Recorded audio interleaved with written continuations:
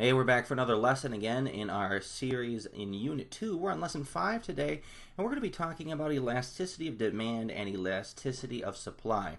We're almost done as far as our little series going with demand and supply. Not that they're going to go away completely. We're going to actually be talking about demand and supply for much of the school year, at least the semester, and both of those are going to play really pivotal roles when we start talking about how to determine price. So as always, the first thing we're going to start off with are the learning targets. So learning targets define elasticity of demand. We're going to identify the difference between elastic and inelastic demand, determine how total revenue is used to identify elasticity, define unit elastic, analyze why a good may be elastic or inelastic. We're going to actually do that for both, but 6 through 8 are pretty much going to be supply oriented, and 1 through 4 are going to be demand oriented. More 1 through 3, because supply can be unit elastic as well, but we'll get into what all those mean in just a moment. So the first thing that I want to do, we got to get done with the first learning target, define elasticity of demand. And in order to do that, I think we got to do some review here. Let's go ahead and see what is demand? Well, demand is how much I'm willing and able to buy of a good or service at every price. And the key terms there were how much I'm willing and able, because we know that if we're not willing and able to buy something, there is no demand for it, no matter how much I want that particular item. What is the law of demand? That's going to be something that plays a pivotal role in understanding what elasticity is. So what we're talking about is, with the law of demand, is as price goes up, demand goes down, and as price goes down, demand goes up. I don't really know anybody who sits there and sees a good and watches the price go up and says, you know, I gotta get me some more of that. Usually it's the opposite. When the price goes down, we buy a little bit more of that good or service. Or if we were only going to buy one, it might, because the price came down, actually start creeping into the price range that perhaps someone who couldn't afford it prior at the old price. So that's another reason why demand would go up as price goes down. So now you're still sitting here going, well, how do these fit into the elasticity of demand? Well, let's look back at the law there. We were talking about, well, as price goes up, demand goes down. But how much? I mean, that's really what it is that elasticity of demand is going to measure, is we're going to actually measure how much does that demand change because we had a change in price. And I'm sure you can figure out at this point, that's pretty much what elasticity of supply will be later on. We're going to see how much does supply change due to a change in price, but that's still quite a bit away. So let's go ahead and see. We should be able to get that learning target, that first one done. If you can't for some reason, rewind, watch it again, see if you can pick up on it the second time through. All right, we're going to go through learning targets 2, 3, and 4, so we're going to come fast at you here. Identify the difference between elastic and inelastic demand, determine how the total revenue is used to identify elasticity, and define unit elastic. So let's get into elastic versus inelastic. If there's more of a response to demand, we see it as being elastic. However, there are cases where demand changes very little as a result of price. We're going to get into some ways that that actually works later on. So, let's see. How do I actually determine elasticity? Usually it's done through a total revenue test, and the formula for that is going to be price times quantity demanded, and then you should finish it off by saying equals total revenue, but we already know we're talking about total revenue. When you see the initials TR later on, that's what total revenue stands for. It's TR. Okay. There's some things we need to keep in mind too. If we increase the price on a product and the total revenue goes down, it is elastic. And if we take that same product and decrease the price and the total revenue goes up, then it is also elastic. I watched a video with Mr. Clifford, who's pretty popular, and he had this really simplistic explanation. And I don't have the camera on me to show it, but we can pretty much visualize it. All right, so if the price goes up, you take your hand and you go up in the air. And if the demand goes down, you take your other hand and you press down. If you look like an eye, which you won't, then it is inelastic. But obviously we said that is going to be the case here. And then he also said if you put your hand up for price and the total revenue goes up, that's an eye. That's going to be inelastic. And if you put your hand down for one, which meaning the price and the total revenue goes down, that's going to be inelastic as well. Now, what happens if, we change the price and total revenue doesn't change? Well, that's called unit elastic. There's not really anything out there that is unit elastic. For the most part, it's just kind of used as a dividing point between elastic and inelastic goods. There are some other things that go on in here, but we're just taking a simple high school course for economics, and we don't need to get into too deep like as if we were taking a college course. So let's try some things here. So I've got a total revenue test. I've got my price on the left, I've got my quantity in the middle, and I've even done the math for you with the total revenue. So here I see that my price is dropping and my total revenue is actually going up. So is this considered elastic? Of course it is, because I have my price dropping and my total revenue is going up. So that is, as we mentioned earlier, going to be an elastic good. Let's try this again. This product is going to be inelastic because the total revenue decreases and I actually decrease the price. Excuse me, let me rephrase that. When I decrease the price, the total revenue also goes down. And then you can see as well, we go the opposite way. It has that same relationship. As I go up in price, the total revenue will go up too. So let's see some other things here. So these are two demand curves. The one on the left is going to be more vertical, and that's typically found with inelastic goods. You can see the demand schedule that's involved with the total revenue test. Underneath it, the information there basically is right on par with what an inelastic good is. So one of the things you notice is that we have more of a vertical look when we have an inelastic good, and we can see more of a horizontal look when we have an elastic good. And if you look at the total revenue test that's underneath the curve on the right, that basically shows you that it's an elastic good as well.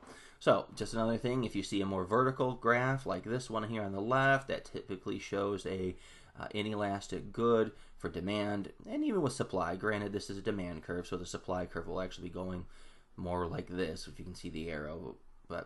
And then we have more of a horizontal one when we see on the right there. So let's try and get into learning target 5. We're going to analyze why a good may be elastic or inelastic.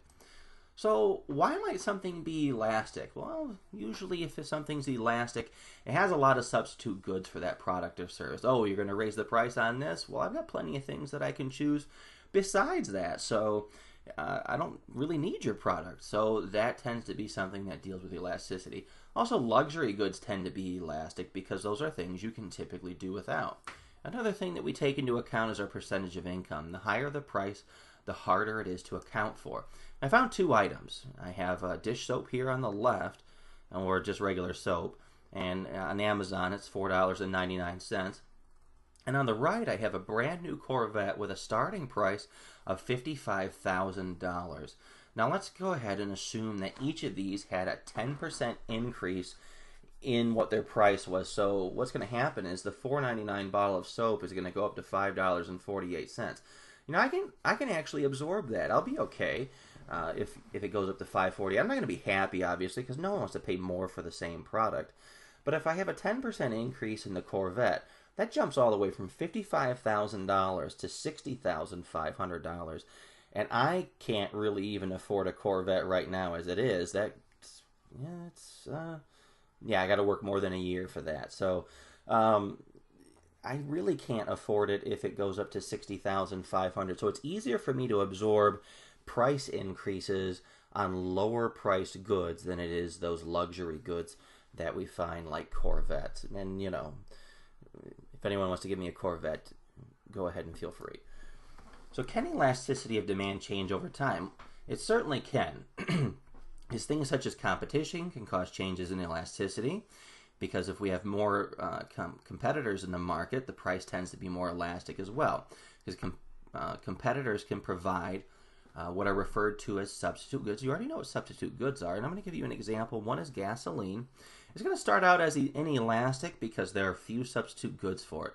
Let's think. When I was your age, there was only really gasoline that you get from, 87 grade, 89 grade, and I think the other one's 91 or 93 or whatever. And there was diesel. And I didn't have ethanol. ethanol ends up becoming something that comes out, in the 2000s.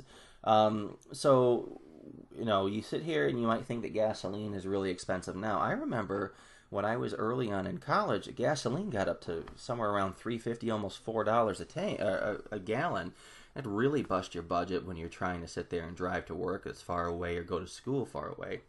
But anyway, so what's going to happen with gasoline is it's going to be inelastic at first because people are just going to have to suck it up. I mean, if I sat there and walked to work like as my alternative, I would have to leave like 3 days in advance because it takes me 45 minutes just to drive to work at a minimum. So that's going anywhere between 70 and, well, we'll just say 70 because, I can't sit there and tell you I'm going to be doing some speeding because, speeding's bad. And then a bicycle, I mean, I would get there faster than walking, but that ain't happening. I'm not going to sit there and ride a bike all the way from where I live all the way into work.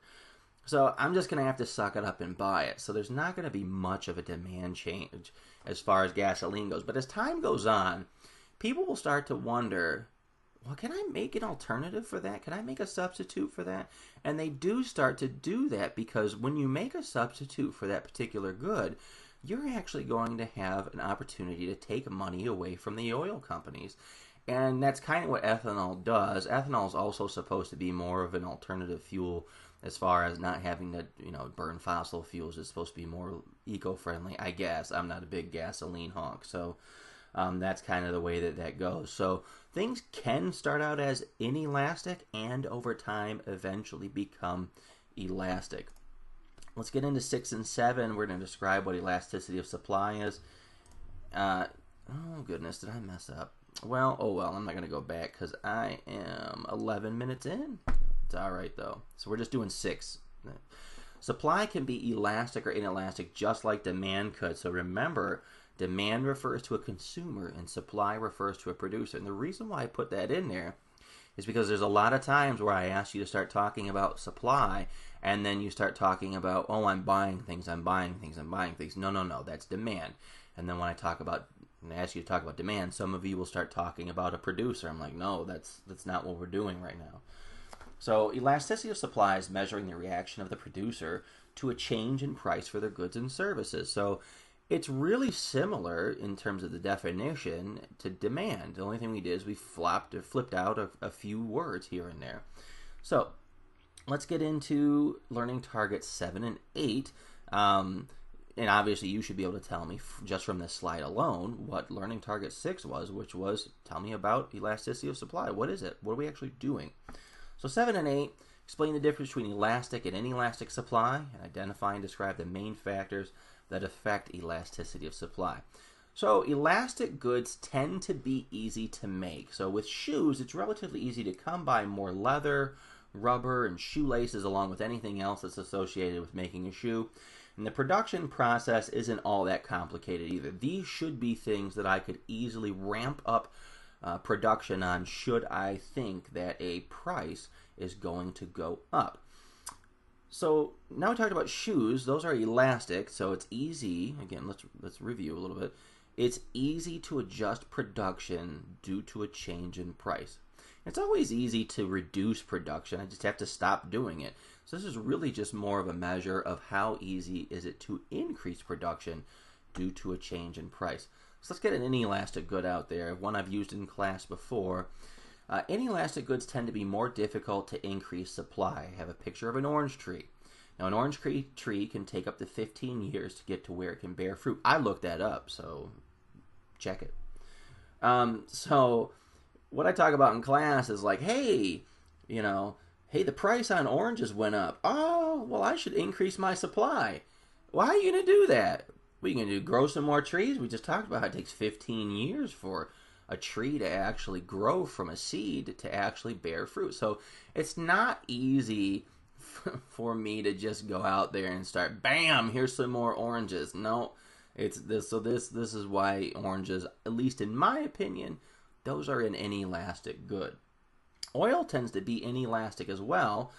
We just talked about how gasoline had an inelastic demand. Well, gasoline probably has an inelastic supply too, because It is possible to go out there and find new reserves of oil, but it's not necessarily easy. You have to run a bunch of tests, you have to do soil samples and things like that. And then once you actually finally find it, even if you ever do, I mean, obviously find it from time to time because I just filled up my gas tank a little bit ago. It's not like some quick bam, I'm going to start making some gasoline and drilling for oil. There's a lot of heavy machinery and piping that has to be bought and things that have to be set up. So it's not easy to do that. All right, well, that's going to wrap up our little lesson on elasticity of supply and demand. You're probably sitting here wondering, well, you talked about how I can calculate elasticity of demand, but what about elasticity of supply? Well, it's a very similar process as it was to demand. I'm not going to make you do it for this one. It's just a simple economics class for high school. We're not, trying to major in economics or anything. Your textbook doesn't even bother trying to give you the formula for it. In the past, used to make kids recognize it, remember it, and actually do some math. But we're not going to do that this time.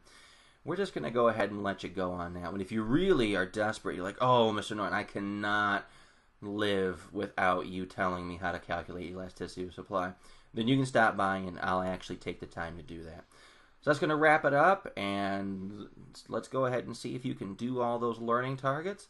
So the last thing I'll leave you with is just remember that education is always fashionable.